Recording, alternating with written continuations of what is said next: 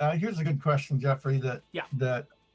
I know some of the unlockables in the past have been map specific. Do we have? I can't remember if we have any from this new batch that are map specific. I don't. It doesn't appear to be. I think. Yeah, I don't think we do. Oh no! Oh But no! it, Ferals! Ferals! Ah! Get away from me! No! No! No! No! No! No! No! Do not get on my van! Oh no! Oh gosh! Oh gosh! oh, what are you Holy doing? crap! I don't know. I don't know what's going on. Okay, we got away. We got away. We got away. All right. But yes. Okay. So we did a bunch of map specific. A bunch of bloater. Shoot. A bunch of map specific stuff. In Trumbull Valley. Most of our map-specific items are specifically placed in Trumbull Valley, using actually our feature lets us put actually dedicated things into specific containers. We did a lot of that in Trumbull Valley, and then each of the leather jackets, like the leather jacket my current character is wearing, that blue one with the white trim that goes perfectly with the new aviator helmet. That one I think is, I don't remember which map it's for, but there is one leather jacket that is map specific for each of the 3 original maps that shipped with the game. And so those are our map specific ones, but none of our new, they all went into regular old loot tables. So none of the brand new things that are released with Update 31 are map specific. Now there might be maps where it's easier to find them. Like I said, there's one of them that is available in farms, and some of our maps have more farms than others. This map in particular, I'm on Cascade Hills right now, doesn't have as many farms as say Meager Valley or Providence Ridge. But so there is some sense that if you're on a particular map, you might have a better chance of finding certain things. But it's not because they're restricted per map. So yeah, thank you for asking that. That's actually a really important question. So what I'm doing I should let people know what I'm doing right now. I am headed west because I've got an infestation over here. And that infestation just so happens to be at a gun store. And I read that if I wanted to find a pink aviator helmet, what I should do is look in gun stores. So we're going to head down here, and we're going to see if there is one in this gun store. Now, chances are, because it's just one gun store, there's a massive random number generator. Probably not, but if we did, wouldn't that be neat? I think that would be really neat. So that's what we're going to try. Awesome Twitch, dude. If I were to do a flex, it would look like Bugs Bunny's arm when he flexes and it goes reverse. So no. Yeah, no. Whenever awesome Twitch dude asks me for a flex all the time, and whenever he asks for that, I just say I work at Undead Labs, and that's enough of a flex for me. I don't even know if I work at Undead Labs anymore, but yeah. So, by the way, for the rest of this session, basically, I'm gonna be driving around trying to unlock loot, loot-based costumes. So if you do have questions for me and Brant, feel free to ask him. Brant is the one who's going to be paying the most attention to the questions that are coming in, and I will try to participate in answering as much as I can without getting murdered by ferals. Or without getting lost. I'm doing a really bad job, actually, of navigating Cascade Hills. For someone who's been playing in this map for like 5 years, you'd think I'd be able to get around a little bit better, but there you go.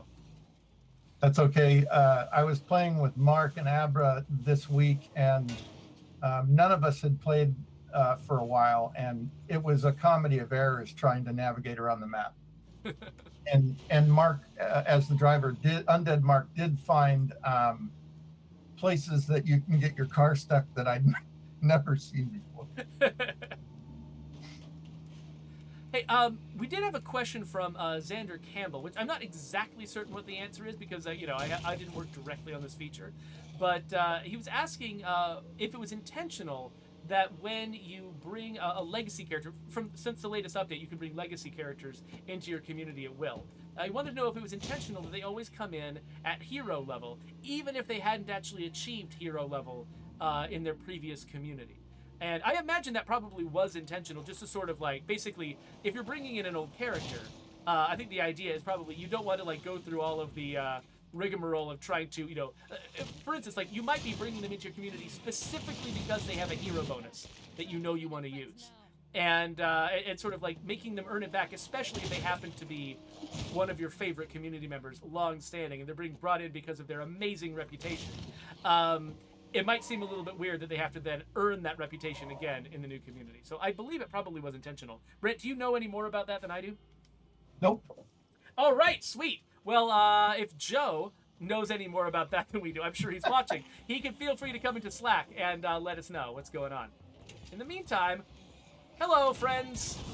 Oh, gosh. Okay, that one was quick. Hey, get on fire like everybody else. So thank you to Fall Down Go Boom for allowing me to use his shotgun. Oh! I missed a screamer. Where? Oh, it's over there. Rapcord, if in fact that is the case, that characters that you recruit from your legacy pool come in as heroes, then yeah, you could cheese it that way. Yeah, that seems like a lot of steps though, for cheesing something like that. And I mean, it's expensive, so it's not, super Not nothing. easy. Yeah, costs a lot of influence to do something like that. So the question is, okay, so here's my problem. This is why I'm not clearing up this infestation. It's because I'm using a freaking loud shotgun.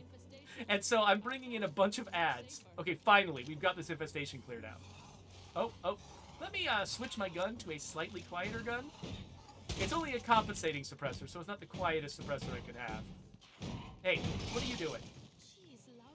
Ah, eat Talwar. Oh, no! I said eat Talwar, not me. Get off. Oh, gosh, way too many of you. Ah! That's another legacy weapon from State of Decay 1. Yeah, that was a favorite of mine. Like, doing the research, basically, I had to do the research on a bunch of, like, Indian swords to sort of equip Gurabani with a bunch of, like ancestral stuff. And so it was kind of fun, like, going through, like, just lists and lists of interesting, cool swords from India. And the Khanda and the Talwar were the ones that we found. And they were really, really cool swords. So I'm going to search in here and see if I'm lucky enough to have one of these containers contain an outfit for me. Now, because we have finally, I think, fixed the million bugs we had with this, I'm pretty sure that if I did... Ooh, nice! A D-Bartini. Wait, no, I've got the D-Bartini. What is this? It's the D-Bar, not the D-Bartini. Okay, whatever. They're similar. That one's hard to find. Yeah, I feel very special already, so I'll grab that sucker. Oh, wait. I thought I'd... Oh, right. I was going to drop that. Grab that. I can also grab this ammo. I'll hold on to everything else. Oh, that professional choke, though. It's really tempting. I think I've already got a saw blade sword. I'm going to grab that choke. I've already got one on my current shotgun, but those things are valuable, so I'm going to grab another. Let me dump some of this in my van here. All right, drop that off. Oh, you thought you were going to sneak up on me? I can hear you coming. Oh, playing y'all for fools here. Take that. Oh, I'm tired. Nope, I ate a snack. There you go. Boom. All right. Anyway. That was a quick snack. Yes, that was Oh, it's one of the silliest things in the game. I love it. You just like, oh man, I'm exhausted in the middle of combat. What can I do? I know. I'm gonna eat a 4-course meal real quick, and then I'll get right back into the action. Well, again, if we wanted to get really realistic, none of our characters would survive waterborne illness. So, So I'm pretty sure I looked in every container. In there, I didn't vacate all of the containers. Let me double check. I'm pretty sure I opened every container though, and I did not get the loot item I was looking for, which is fine. It's fine. It happens. Oh wait. I don't think I opened this one. What's in here? Not the thing I'm looking for. What's in here? Nope. I'll have to come back here later to pick up all of this stuff, but yeah, looks like I have struck out of this place having the stuff I was looking for, but that's fine. It's fine. You know what? It's okay. It's okay. This is what looting is like. You can never find, never expect to find what you want in the very first house. That's ridiculous. And actually, isn't there another? Yes, there is another gun shop right over here. This one might be an empty. I'm not sure. Let's get closer to it and find out. Oh yeah, this is an empty. So yeah, the mini map. You can't see the mini map, but it's saying this place is empty, so it's not going to have anything. There's a police station up the road. Oh, that's true. Wait. Where was the Go police north, station? north. North. Okay, yeah. You're not going north. Wait, will the police station have it though? I don't know if it listed police station. Oh, yeah, maybe not. It said retail stores. So like, Oh, Dewey's Hardware might have it. The nail salon might have it. let's try them. Okay, we're right here. We might as well try it. I have a good feeling about the mini mall. So I have a bad feeling about it because it's got a plague heart in it. Oh, But this particular part of it doesn't have a plague heart in it. So, oh, Molotov, that might be useful. well, we should have Joe join the game and take care of all the scary stuff for us. Yeah, totally. All right, let's look in this tub. This might be a tub of clothes, right? Oh, nope. Well, I should use those bandages anyway. What's over here? Oh, just some booze. It's fine. Oh, While you're searching, we've got a big question from PG3144 about adding new stories to maps, and you've already kind of answered it for us. It says, I do know that this is a lot of work for the reduced personnel, but just out of curiosity, we'll never say never, but adding the stuff that we did to the maps was a big commitment, especially, as you said, with our sort of reduced capacity. But oh gosh! No! Ah! you never know. No! Get out! Okay. I've got some cure, luckily. Okay. Woo! All right. Sorry, you were answering a very important question there, Brant, and I. It's okay. This is the content we come here for. Watching Geoffrey get overwhelmed. But yeah, no, like, you're right about like how we never say never. It's always possible that something unexpected can happen. But Homecoming was an enormous update, and it took a pretty large version of our team a pretty long time to make that. And so, I mean, there's a lot of players who've been like, hey, when the heck is this infestation update you announced a year ago going to come out, right?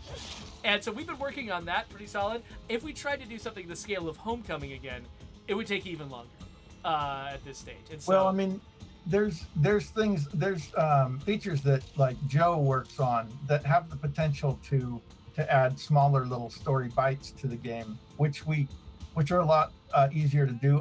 Like I said, I'm not confirming any of that, but it's always a possibility that we can add a little bit more. Now, something, an update the size of Homecoming, very doubtful at this point, just because that's a new map, and oh yeah, so a lot goes into that. But yeah, but it wouldn't be crazy. I mean, we did add all that stuff to Trumbull Valley. The idea of sort of like going back to previous maps, finding ways to weave in little bits of story here and there, something on a much smaller scale, not insane, not something we would commit to right here on the stream, but right. not insane to ask for. As long as we kept the scope of it pretty reasonable. Yeah. So what I'm doing right now, by the way, is heading up towards a house because those two hoodies on the list both can be found in houses, and I happen to have an infestation in a house up here, so we're going to give that a try.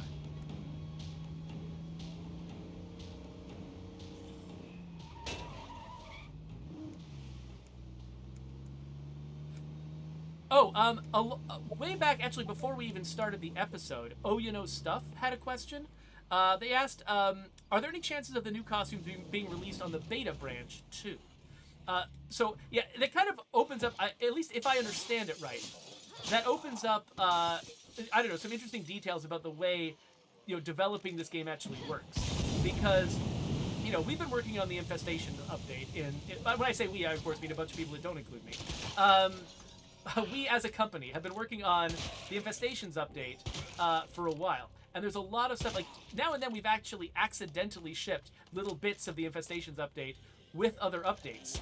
Because it's actually really difficult to sort of disentangle all the little bits, all the little tiny changes, all the bits of code that make up an update like that from the game. And so, when we decided to do Update 31, adding these outfits to the game, the thing we didn't want to do was risk bringing in a bunch of extra infestation update stuff, by accident, creating bugs, that sort of thing. So if I understand it right, and Brent, you might know better than me, if I understand it right, I believe that this is, basically we just took the version of the game that we shipped with Update 30, or with hotfix 30.1, and just all we did was take that build and add some costumes to it. And we're not actually doing a full, basically, grab of the full branch. Is that right, Brant?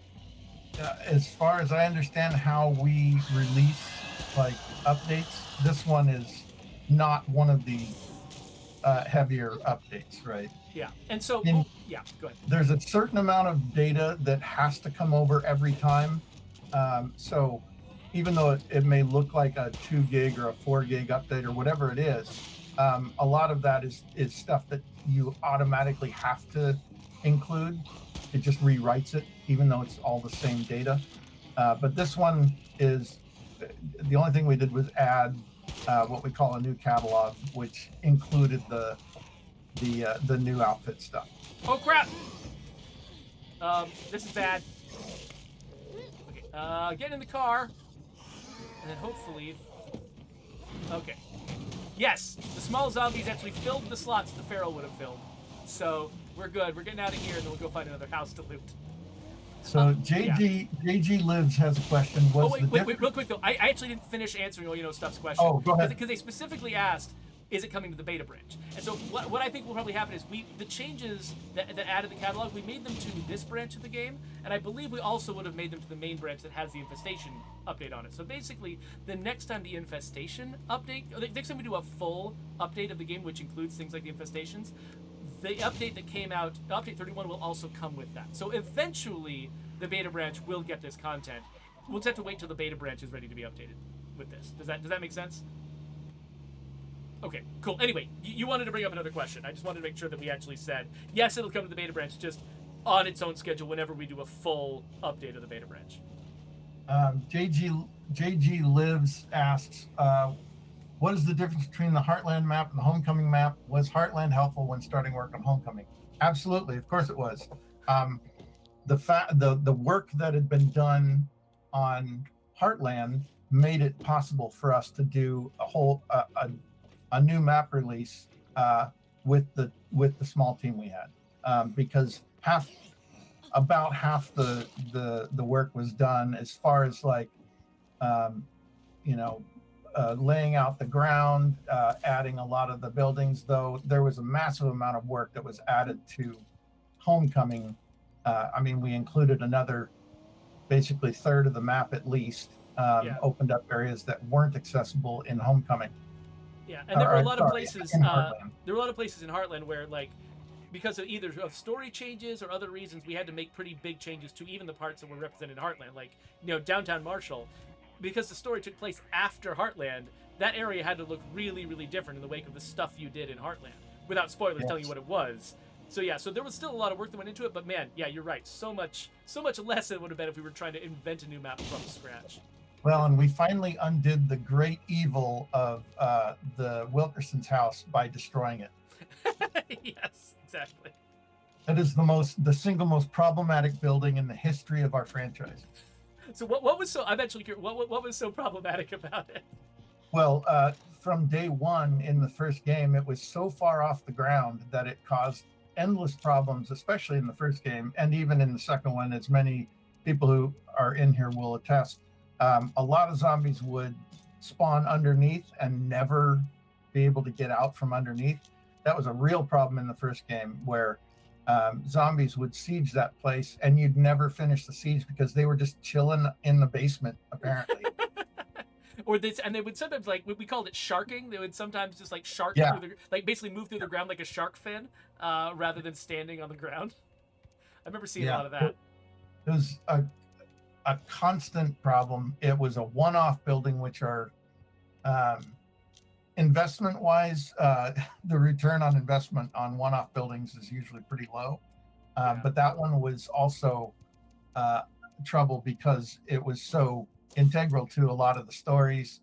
You were there, quite a bit, and so bulletproofing that building was it took a village and a lot of undead Mark and my time trying to make that thing work. And then when it came up for this one, or for Homecoming, I was like, can we bomb that building, please, and just have a bunch of rubble? And that really didn't. That really, I mean, all that did was shift a whole bunch of work to Undead Mark. He had to build the correct version.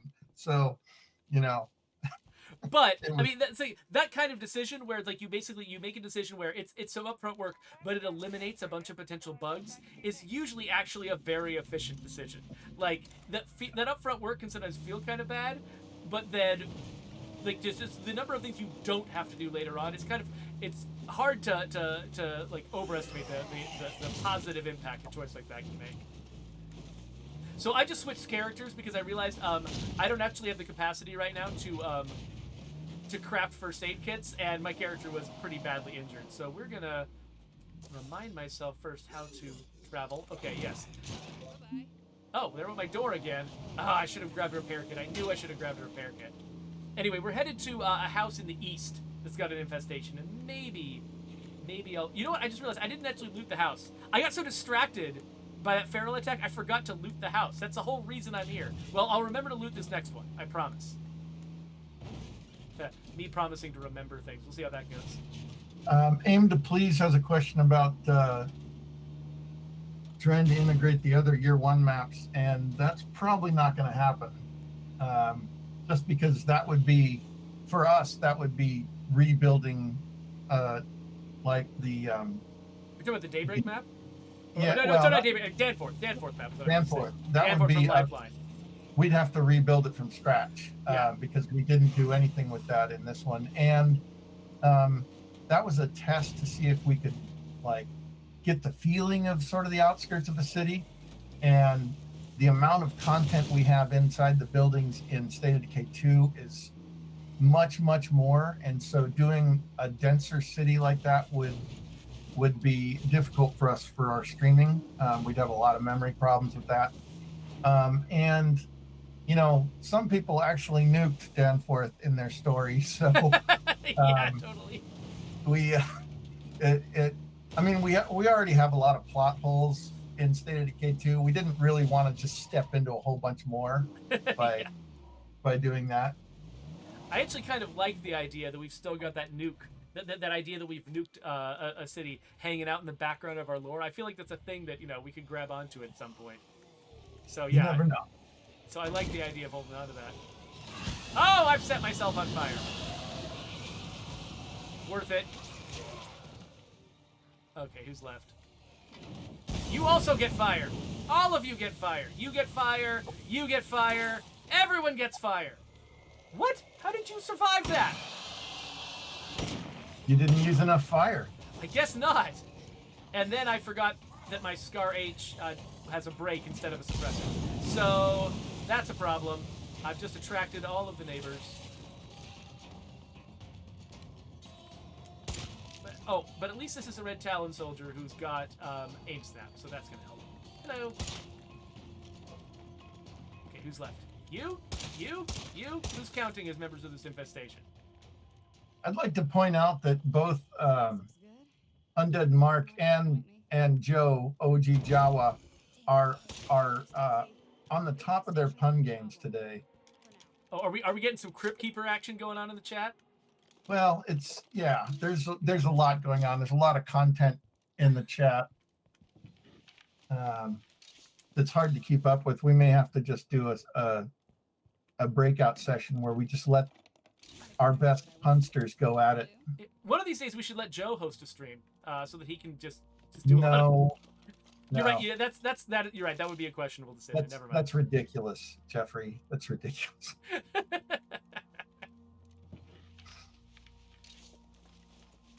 I'll go so far as to say if Joe ever hosts a stream for Undead Labs, I will quit. Oh man. Okay. So Burns to 27 asks if we're going to bring the Juggernaut jackets back. I'm not sure what they're are they talking about the jackets that we offered to people if they were like owners of like previous owners of the game or people who bought special editions of the game prior to the release of the Juggernaut edition, because I think those are still there for people who did that. The whole it's such a difficult thing to navigate. Basically, when people, what happened was we offered a lot of different like editions of the game. Like, you know, you get the what did we call it? Like some kind of special edition of the game that packaged some of the like the first 2 DLC with the game and stuff like that. And people spent and gave them access to State of Decay 1 and early access to the game. People who bought that edition, you know, they got some stuff for their money that then later on in the Juggernaut edition we made available to everyone. And so there was this feeling, whenever somebody has spent money on something, you feel this added weight of responsibility. Like, we need to make sure that that person feels like they got something special for their money. And just sort of giving away the same thing for free later on, while on one level, that's the way the world works sometimes. But on another level, you kind of can understand that somebody's going to feel like, oh, hey, what did I pay for then? If they don't have something that is unique and exclusive. Anticipating that, you know, when we came out with the Juggernaut edition, we made some special jackets available only to players who had originally bought those sort of original editions of the game, and so it's this weird thing where, like, okay, now that we've added that you know, helps those people feel like, hey, we appreciate you. We, you know, thank you for helping us to, you know, helping make the game successful very early on in its life. Thank you for all of the help that you've given us and support over the years. And so you get this unique thing nobody else gets. But then people who have joined the game, like who didn't even hear about the game until much later, they show up. They're like, "Hey, I would have bought it. Why can't I have a Juggernaut jacket?" And it's just this very complicated, difficult territory to navigate. So if you are a person who feels a little like, "Oh, I didn't really get everything that I felt like I should from this process," I'm sorry. But I hope you can understand how sort of complex it is to try to navigate waters like these and try to, you know, give everyone, let everyone that you're making a product for feel like they got their money's worth. When a lot of what people, you know, evaluate that stuff on is based on, you know, how exclusive something is and whether they're the only one who gets it. Yeah, I think it'd probably. I mean, there may be some legal issues around the original retailer content too. Talking about like the specific like radio call-ins, the vehicles and weapons and stuff that were only available to people who bought from certain retailers. Like, you got it from Best Buy, you got things that no one else got. I think people 4 years on would be much more accepting of opening those up to people in the future because it has been so long. But I agree that you know, the people who were with us from the beginning on the Juggernaut thing, I think those people should probably continue to have their sort of exclusives. Yeah. But that's just my opinion.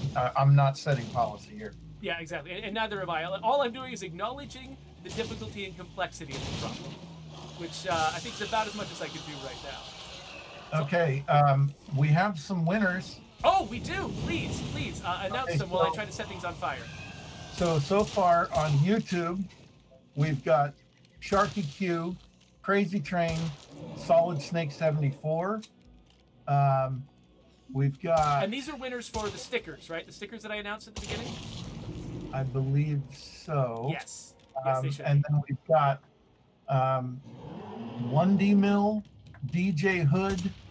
Let's see. It looks like okay. This is a more complete list. This includes the first one. 1D Mill, DJ Hood, Crazy Train, Sharky Q, Solid Snake 74, and Palmy Kiwi so far. So if you're on YouTube, you email social@Undead Labs, and if you're on Twitch, send a whisper to our channel. Whisper to this channel. And we're still working on the rest of the winners. Whew! Well, with the defeat of that Juggernaut, I think I'm ready to GTFO right now. There's a whole horde coming after me. It is nighttime. There are Juggernauts. There's a horde. All my doors are gone. Everything is terrible. But we're also out of time. So let me just get this car to a place that does not have a zombie literally right next to it. And we're going to switch to another screen. I would put your character on top of that building or something. Well, actually, so I've paused the game, but actually, let me go back real quick because this is hilarious. So I'm pretty sure that's a bloater.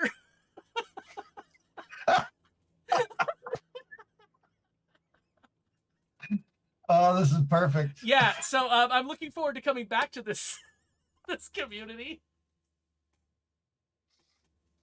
Oh, That's gonna be great. that's good stuff right there. Again, the reason this is the content we come here for.